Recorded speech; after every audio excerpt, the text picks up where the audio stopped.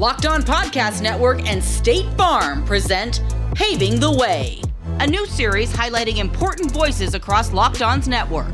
Every month, our host Kanani Stevens will showcase other Locked On hosts who come from underserved communities to hear the challenges they face to become a sports broadcast personality. Who will be paving the way this episode? Find out now. Locked On Podcast Network and State Farm are presenting Paving the Way, a new series highlighting important voices across Locked On's network. I'm Kanani Stevens, and every month we will showcase other Locked On hosts who come from underserved communities to hear the challenges that they have faced in their sports media journey. On this episode, we will be talking to Chris Carter, host of Locked On Steelers. Chris grew up in Pittsburgh and started his professional career as a lawyer. State Farm believes it's important to champion diverse voices and create positive impacts in our neighborhoods. That's why our good neighbors at State Farm are proud to support the Paving the Way series and their mission to provide support to underserved communities. Like a good neighbor, State Farm is there. On this edition of Paving the Way, we are joined by Chris Carter from Locked On Steelers. Chris, you are a man of many talents and you love Pittsburgh. That's where you grew up. So tell us a little bit about your childhood and kind of what got you so into sports at a young age. Well, thank you, Kanani, for having me. It's always great to talk about these kind of things. I did grow up in Pittsburgh. I grew up in the Point Breeze, Homewood area, the east end of the city. And I kind of was born into sports just because of the nature of my family. My family loved sports. My father coached football for many years. He was also a teacher in the Pittsburgh public school system. And I think I definitely grew my love of just kind of being around his team. He coached the Peabody Highlanders, the local team in the east end of Pittsburgh. And I loved being around those guys. I loved being around my dad, but like I got to know so many players over the years. And I mean, I was there from like when I was like 5 years old until I was about going to high school playing against those guys. Mm-hmm. And it was always really cool to see my dad be a leader and also to get perspective on, because I followed the team and I'd be the water boy, I'd be the ball boy. I'd just help carry things. I wanted to be part of all these cool kids, from around the city. And it definitely had an influence on just how I saw sports because, eventually, when I started to get older, I would read the newspapers that covered the games that these guys played. And I would be like, wow, that wasn't fair. Like this thing that was said here and there. And that sort of started to shape my mind. Then, of course, my whole family, diehard Steelers fans, because everyone's from Pittsburgh. My dad, coached football, played football in high school. My Uncle Ben played college football, and played there. My grandfather was, he was a starting quarterback in high school football way back in like the 30s. So, it had been kind of ingrained in my family. It was one of the cooler things when I was a kid was my grandpa would come over and watch every Steelers game with us. And that was how I got to kind of know him in the later part of his life. So it was always something that kind of allowed me to center myself and use it as an example to say like, hey, like, the fairness that I wanted to see in talking about these players and like, from the high school kids that I knew while I was a kid and that I looked up to the NFL players that I watched on TV. It was kind of a connection that I used to kind of, I guess, create the way that I see sports and the way that I want to talk about sports, because I try to think of these athletes as people and not as just, celebrities who we discuss on shows. And that's why, like, I rarely ream out a player, or if I say like, hey, they did bad, I always try to, make sure there's a clear disconnect from player plays poorly to player is a bad person. And because that's what often happens in our sport is that, oh, this guy's worthless. And I'm like, okay, a little much there. And like, I always thought about, because there were times I saw that written about a high school player and I'm like, gosh, like that kid's like 16 and we're really talking that bad about him. And so I don't know, it was just, that was definitely part of what played into my role. I love Pittsburgh. I went away for 4 years, came right back. But it was definitely part of my formative years of learning how to think about sports and shaping the way that I approach it. At that point, when you were younger, when you were looking at writers, you mentioned some that kind of went the way you wouldn't have gone with covering a story. Was there any that you really got, would read every week, or someone that you followed that you felt like did a really good job? Or is that something that you didn't feel like was there and you wanted to kind of do that yourself? So as far as the local high school scene, I couldn't remember enough of the, like, who wrote the high school stories, but the first time I felt a lot of black people, we will relate to Stuart Scott because of the excitement that he brought to Sports Center and the highlights. But the first like black voice that comes to my mind when thinking of people in sports media was John Saunders. My father used to love this show, Sports Reporters, that appeared Sunday mornings, and it would be sports reporters from across the country sitting at a round table and just talking for 30 minutes about the big topics of the day. And there were a bunch of white guys, Jason Whitlock and John Saunders. And Jason Whitlock is Jason Whitlock. He's a black man, but he represents a lot of things that a lot of black people don't identify with. And John Saunders would be often at times that lone voice on a black issue that kind of that I felt represented by, like, when there was a time when Jason Whitlock was saying Serena Williams looked like an ape and that she was unattractive and that she wasn't that good. And John Saunders was like, she just won like 4 great Grand Slams. What are you talking about? He would bring reason to things, and he would, bring perspective into conversations that no one else would on that show. And I always appreciated that. And like, that was a bonding point for myself and my father, because he would talk about like, hey, like, these are people that I respect in how they cover sports. And my father was a music teacher and a football coach. He never studied journalism for a day in his life, but he consumed sports media. Still does to this day. He gives me opinions whenever I am on TV or radio or podcasting or writing in a newspaper or something. So that was kind of, I think John Saunders was the first guy to be kind of like, hey, like if I ever did this business, I'd want to approach it like him in the way that he does on that show. And we talk a lot about representation on the show because it's hard to sometimes envision yourself doing something if you don't see someone like you doing it already. Right. So obviously for him to be able to do that and be like seeing someone doing what you want to do the right way is huge for anybody when you're trying to get into a new field. So can you take us a little bit through your kind of how you got into media? Because you went a different route at first and then kind of came back to sports. I certainly did. So I went to Cheyney University, the first HBCU, for political science. My plan was to go to law school, and Cheyney University, they gave me a full academic ride, and they had a program where if I finished with a certain like GPA and a certain and if I finished among the top of my class, I'd get a full ride to law school. And so I went there. I loved it. I loved the HBCU experience. I loved the Cheyney experience. It was a wonderful place where I learned a lot about myself. I was in the marching band, the NAACP, student government. I love that place. And that's one of my, that is forever a home for me. And it helped me find comfort because when I was in Pittsburgh, and I loved Pittsburgh, but there was still a sense of like when I went to Alderdice, and I loved Alderdice, but Alderdice had a lot of racial problems. Like, there were just, there were neo-Nazis that I went to school with. There were kids who I knew didn't like me because of the way I looked. There were kids that, I was in the scholars classes and the AP classes, and they deny that slavery was that bad or things like that. And it was just like having to argue for my identity, having to fight for my place in a place, and being a light-skinned black person, it was kind of like fighting for acceptance every day. When I went to Cheyney, that was never an issue. I was just accepted and loved. And sure, there were bumps in the road, like there is everybody everywhere, but like that was the place where I was like, whoa, like I can be great at things. And I always knew I was good at things. I was captain on a football team. I was leader of a marching band, at Alderdice. I had summa cum laude honors and things like that. But there was still a sense in me that like, I'm decent at things. But Cheyney was where like, no, you can be great. And that set me into a part of my life where like, I was a leader. I was looked at, a lot of people saw a lot of the things that I did, and I was able to accomplish things.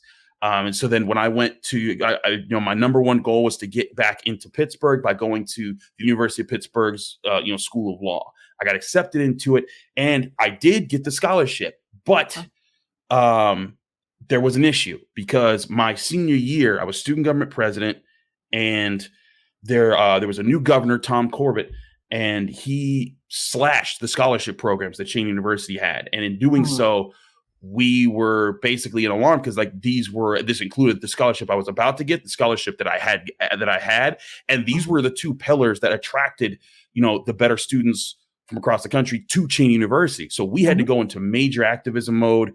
I worked at the end of my connections in the NAACP. We organized a ton of student events. We had a walkout on campus. We went to Harrisburg several times. We had rallies at Harrisburg, and our efforts ultimately ended up fruitful. State Senator Vincent Hughes, who was probably our best ally, said if it wasn't for our organization and the people that we got out, that they would not have had the ammunition to protect our scholarships in the state legislature. So the scholarships were protected, but the problem became, I was told less than a month before I was to start my time at Pitt Law that I would not receive the scholarship. And I was told by someone that worked at the state, it was PASHES, our state education board. And, I asked, well, why is that? I had the highest GPA of all political science students at my school. I was first in line. I did everything I was supposed to. What did I do wrong? And they said, we're not at liberty to tell you. And the person who I spoke with was a person I had spoken with before. And I knew that they weren't, they were disappointed that this had happened. And I said, well, Did this have anything to do with me kind of being the face of the movement that we pushed to get the scholarships back? And she said, that's a pretty good guess, but I still am not at liberty to say. And so that kind of tipped off I was the sacrificial lamb of that moment. So I went to law school. I had a smaller scholarship that I had earned through Pitt. But yeah, so that kind of, that brought me back, and I was like, well, sometimes when you do fight for things, there are consequences and things like that happen. And so I went to law school, and I enjoyed law school. It was a different experience because, again, I went from not having to fight for my acceptance to, having to deal with classmates that were like, yeah, I'm glad Trayvon Martin died. I'm glad that these those things are happening. And I'm like, well, that's an adjustment because, when you're at an HBCU, when sad things happen to Black people, it was kind of like it was like a community thing where you all understood, and there didn't have to be a big, session where we all talk about it. And we did talk about it, but there wasn't that sense of hatred coming from that direction. And I dealt with that in law school. And, I graduated. I enjoyed my time at Pitt Law. But the whole time, I was trying to find a way to make money. You work a lot of unpaid internships to try to work your way up in that field. And there was one time what got me started in sports was, I was working an unpaid internship for the Federal Public Defender's Office. Great experience, awesome, but I needed money, and I was just struggling. And my mom sent me this email of a Craigslist ad, and she was like, "Hey, these guys are looking for a Steelers blogger. You love football, and the whole time, I read everything football. I studied things. Me and my dad talked football every day because he's a coach. I used to watch him break down film on his high school team, and then the things that I learned from that, I would apply to, oh, wow, I see that with the Steelers and this type of defense or this type of offense and the fundamentals that went into each play. And I was like, man, if more people could talk like that in sports, I think that would be a big help. And so I started writing for this small blog behind the steel curtain. Didn't pay me much. At most it was ever $100 a month, but it was occasionally the extra, money to go out, money to take my girlfriend on a date, things like that. And, that was kind of where it started. And then, when I finished law school, I just kept up with it because it was something that wasn't too taxing. And I could write about, the Steelers or sports in my sleep and, compared to, drafting an appeal. So that kind of led to me sticking with it. And then, eventually after doing it, I got better at, I learned how to, cut up film. I started to put that in articles, while I'm still in my legal career, I'm, working for different offices and things, but I would blog on the side. And then eventually, people started to notice hey, that guy knows what he's talking about. And that led to me to get more opportunities in Pittsburgh, where I was starting to get real notice. I was starting to get published more. I'd be asked to come on radio shows, asked to do TV. And that was kind of how it started and built itself up from, I was always a good writer. I always loved writing. But I never studied journalism, just kind of read my favorite people and grew from there. So that was how it all kind of kickstarted. And here we are today. I'm hosting 5 podcasts. There you go. And all the different mediums too. Because you write, you go on TV as well. So what do you take from each of those mediums? What's kind of your favorite things, or what do you like to do? Because you mentioned you like to do different aspects of it. So what are some things that you enjoy now that you're kind of doing it full time? Man, it is tough because I love writing because I can one thing that's always been told me is that I'm very good at kind of getting my voice into my writing. Like, when people read my stuff and they know me, they're like, Chris, I can hear your voice when you talk. Like oftentimes, like when I'm reading in my head, I hear my own voice, but it's like when I read your stuff, I hear your voice. And I'm like, I don't know what does that. I don't know if there's a trick to that. That's just the passion that I have, that I try to get it there. And so I love being able to, tell things about a story. Like right now I'm covering Pitt basketball, and I got to write an amazing story about an assistant coach, Milan Brown, who suffered cardiac arrest last May. And it took every person around him realizing what was happening, knowing where the AEDs were, calling 911, doing CPR, and then getting him to the hospital so quickly to save his life. And now he's back coaching for Pitt basketball, and they're having an amazing season. Being able to write that story and put it out there, and then to hear from the people who, they told me their stories and their parts in that, that was truly special. So I love that part of writing, when I can write something that people identify with, and then the people that weren't involved with, they're like, wow, that's an amazing story. I didn't know that. All right, this brought this way of thinking to me, because after that, one people's way was like, I need to know where AEDs are in my building. I need to know how to do CPR. And, with the Damar Hamlin issue, that was something that had just happened in a former Pitt player himself. Chris, you touched on this a little bit, but do you have any advice for those that are looking to get into sports media in the future? One thing I encourage a lot of young people, I talk to a lot of like Pitt students who are in media. And one thing I tell them all is do everything. Write articles, write analysis pieces, write think pieces, do podcasts, do radio, do TV, because you never know what's the main thing that plugs you in. And you're right.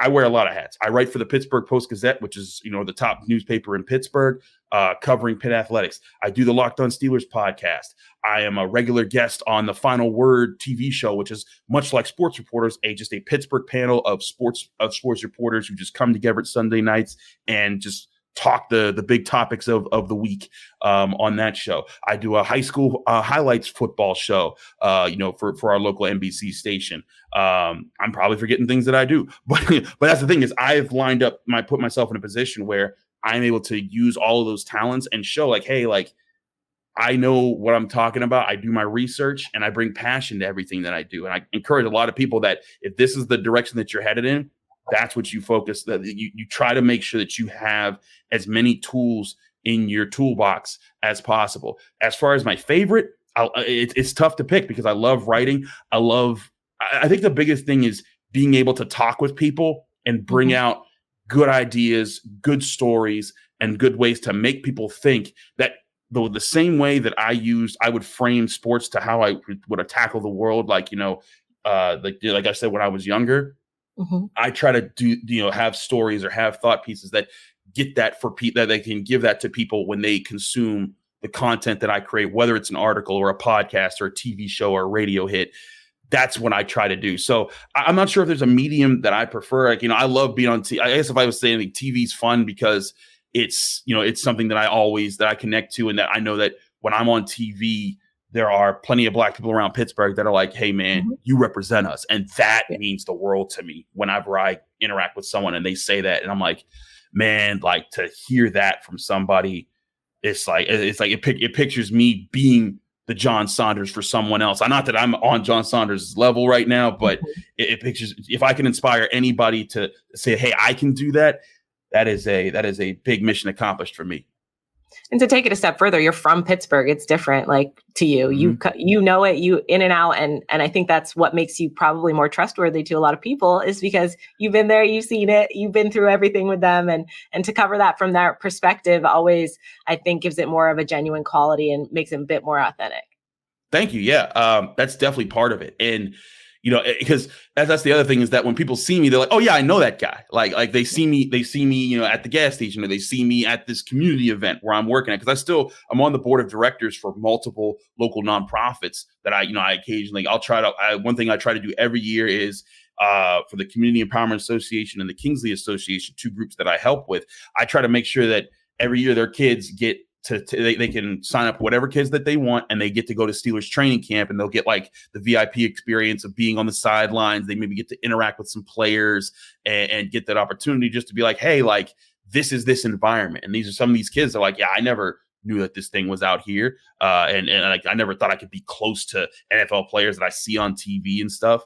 And I want to bring those experiences to people. So yeah, it is really cool to do that. And also to represent, Black thoughts in Pittsburgh media, because, like Mike Tomlin is a beloved coach across the country. And if you listen to national platforms, there's always like, Mike Tomlin, that guy's the greatest coach.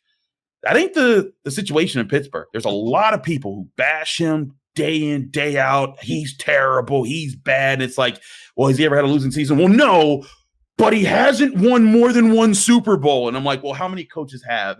And so oftentimes I'll be that voice who sticks up for Mike Tomlin or sticks up for any player. When Juju Smith-Schuster was in Pittsburgh, because he would TikTok dance, people would say, oh, he's terrible. I'm like, he's actually pretty good. And they're like, oh, he'll never do anything with the Chiefs. And like, oh, well, there he is winning a Super Bowl. But trying to bring perspective that, Black people can say, hey, yes, thank you. Someone said what I was thinking here. And we don't feel completely shut out, because for years, I can tell you, like, there were a lot of people that were like, man, I can't take some of the sports media in this town. Because some of it would be so negative, and there would be a lot of rhetoric that would come off anti-Black, and it would be like, man, like that's not cool. Like there's not much consideration from this side of the argument. So yeah, so it does mean a lot being a person from here who grew up in it. Like as a kid, I remember Cordell Stewart, a Black quarterback for the Pittsburgh Steelers. He had beer dumped on him because he played poorly in games, and there were vicious rumors made up about him and his lifestyle and things that he went through, and he was bashed all the time. And whenever the Steelers lost big games and he was the starter, it was his fault and not Bill Cowher's.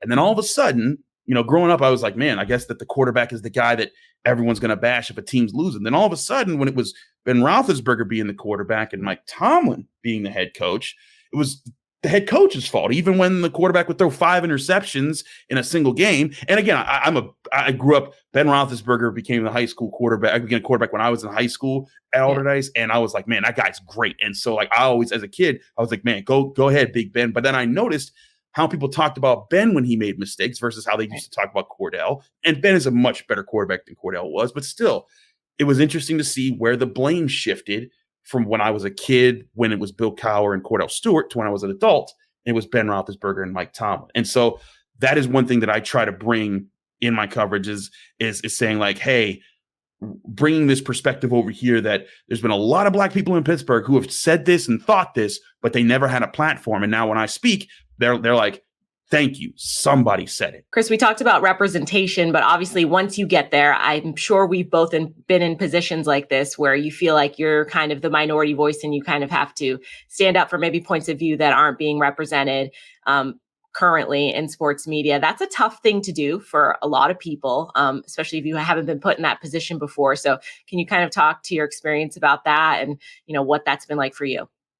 Absolutely, Connie. And thank you for bringing that up, because I think that's one of the biggest challenges for a lot of young journalists is finding your voice and finding the confidence to put your voice out there and stand on your own 2 feet when you're in that situation. And it's something that I think I took my time with, and I got more comfortable doing as I started to, grow in media, because I used to do it part-time. I switched to full-time doing this, and that kind of became, a place where I was able to, when I started doing it more and more, I got more comfortable with it. But when you're facing people who think differently than you, and they say things that you're like, there's something wrong here, whether it's being racist or not even racist, but just playing the dog whistles that you can hear that nobody else does, and you feel like it's your responsibility to stand up in those moments. There's going to be times where you feel like, this isn't the time or this isn't the battle, because you can't always make the stand all the time, because then people will, people will drown you out with them, and then you'll spend your entire time correcting everybody. And I think that there's time for it to be pointed about it. But I think you should make a point when you're on that platform, when someone says something controversial, or not even controversial, something that they think is just accepted, and you have to challenge it, And like, for example, there was a game years ago where I was on TV talking about the Steelers tied the Browns, and Ben Roethlisberger had 5 turnovers in the game. And when we were talking after it over, why didn't the Steelers win? Well, there was all heaps of blame, placed on Mike Tomlin, on James Conner. It was James Conner's first start as an NFL player. He had 2 touchdowns, 120 yards. He fumbled 1 time earlier in the game. And it was like all this work that I was seeing. I'm like, why are we avoiding talking about the elephant in the room of the highest paid player on the team committed the most turnovers and was abysmal in this game? Why are we avoiding? So I brought that up in the show, and then the person who I was on the show with came back at me and said, "You just hate Ben Roethlisberger." And there were people who after that show were like, "Yeah, Chris hates him because he's white." And I'm like, whoa. I do not. I'm trying to talk objectively about this game here, and we weren't talking objectively about this game. And there was an overwhelming response against the other side where it was like, no, Chris was right. Like, that was something that we needed, that was being framed, and it's always been framed incorrectly. And that goes to, from talking about Mike Tomlin to talking about coaching hires in the NFL to talking about Colin Kaepernick, because I was covering sports when that was going down, and, to see the vitriol that would come out. I used to, I do NFL draft coverage. I would write articles about, just weighing, which quarterbacks should be looked at. And when I wrote an article that said Lamar Jackson, the Steelers should make an effort to go get him, there were people saying like, oh, well, he's too dumb to read a book, let alone a defense. And I'm like, what are we doing here? And having the courage to stand up in those moments, and even when it's not just a random online person that you're interacting with, but like, a person who has a major TV show or a radio show or a major columnist, it takes guts.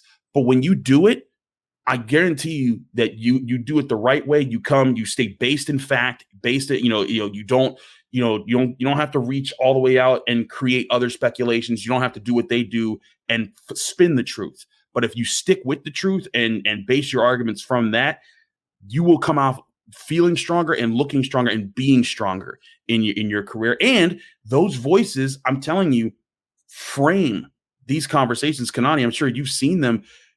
How, when people talk things on national shows, we all, sometimes it can all blur into one big Stephen A. Smith is yelling at this guy today. But there are plenty of conversations that I think that people take with them, and they say, well, that's an accepted narrative that X player did this, and that's what this meant and the motivation behind it. And that's where some people wanted to paint Colin Kaepernick, but there was a big push from a lot of especially Black sports reporters who were saying this wasn't the case. For the years where Colin Kaepernick's been out of the league, there were people saying, oh, he was turning down really expensive jobs because he wanted to be a starter and he had to get paid X amount of money. And Howard Bryant, one of the people that I love to listen to and to read from, he was saying like, absolutely no, I'm in contact with his camp. There was no such offer, and he wouldn't have turned that down. Yeah. I think that it's important to stand in those moments. And I want to let people, it's not easy. Like, there's times where you feel that pressure and you're like, all right, do I make my move now? Do I say this here? But it's something that I encourage other people. If you're young, if you're a person of color, you don't have to be Black. If you're a person who just sees things, you can be a white young reporter. You say, hey, something is wrong here. Mm-hmm. Feel confident to stand in your moment, to use your platform, and that you are going to be able to address that situation the right way, and that you're standing up for something, and people will see that. People will recognize that. And I think that's something that's really important in today's media. I think it's important to point out too, it's not always the super extreme either, right? Like obviously People that comment on articles on the internet are the worst kinds of people. I think we can all agree on that sometimes with what they have to say, because they're not going to say that in real life. But it is helpful to bring that to light to people, because there is probably a huge swath in the middle that isn't really aware of it, or some of the biases that they have. Like, if they are talking about blaming Tomlin a little bit more than they used to do with Bill Cowher, that's something to bring up, because you're like, hey, I never really thought of it that way. I was just, everybody talks this way. So, everybody talks this way. So I haven't really realized that I'm not putting the credit where the credit is due in certain situations. So for me, and I'm sure you've experienced this as well, a lot of it is just kind of pointing out some of these things that maybe people don't see because it's not affecting them every single day. Exactly. And I think that's the thing, is that when we start conversations, especially conversations that race is present, and then people say, well, this isn't about race. I'm like, well, actually it is. And the reason is because it's assumed that this situation is race neutral, but it's not because you're talking about this group of people this way and that group of people a different way. And that is where I think that it's important to call it, because like you said, it's not something like it's not the South where, in the days when segregation was obvious and it was colored and white, that is not the base of racism anymore. Oftentimes the biggest racist issues that I think we have to tackle today is when it's assumed that something's race neutral, but it definitely isn't, because then when Black people speak up about it, it's like, well, wait, there's no color to white sign there. That's not a race issue. Like, yes, it is. This is systemic. This is something that's been set up. This is something that's been a narrative that's been painted for years. I mean, Black quarterbacks not being smart enough, Black head coaches not being smart enough, those types of things. And I'm just talking about a sports atmosphere, let alone economic, social, and all the different political issues, but specifically just sports. Those are things where, things become accepted, like you said, and we all become to just think, oh yeah, that's the way people, think, and that's the way that it is. That's where we have to challenge, and finding those spots. It can be difficult. It takes time to study. That's why I read, I listen, I watch, I try to take in other people who I think that, like, the way that they approach something, the way they analyze, the way they think. I'm like, I need to incorporate those styles, those points into what I do, so that we are combating those narratives. We are combating those institutions and those dogmas, because I think that if there's a big world out there that listens to us. And when we introduce that into our work, more people can take that into their everyday. And that gives more people to think about. And that's, I think, that's why we use our jobs to make the world a better place. All right, Chris, before we end the show, we do want to highlight an organization that we're working with in an effort to support paving the way for future generations faced with less favorable opportunities. State Farm and Locked On will be giving a donation to the incredible organization Everyone On for every host we feature on this series. Chris, this week for you, thank you so much. The mission of Everyone On is to unlock opportunity by connecting families in underserved communities to affordable internet services and access, giving them digital literacy training as well. By doing that, they create significant positive change in communities and society as a whole. So a big thank you to our good neighbors at State Farm for their support on behalf of our hosts and helping pave the way for so many others in our communities. Like a good neighbor, State Farm is there. And of course, Chris, we appreciate you for sharing your journey here on Paving the Way. State Farm and Locked On Network share a common goal: helping to make our communities a better place. State Farm is committed to helping amplify individuals and organizations that lead the way in diversity, inclusion, and social good. Because we know that investing in community building and uplifting diverse voices is crucial to creating a sense of belonging. State Farm is proud to sponsor the Paving the Way series and celebrate the change makers that have paved the way in making our neighborhoods a better place for everyone. Like a good neighbor, State Farm is there. Subscribe to Locked On Presents and follow along as we highlight Locked On voices from across our network all year long.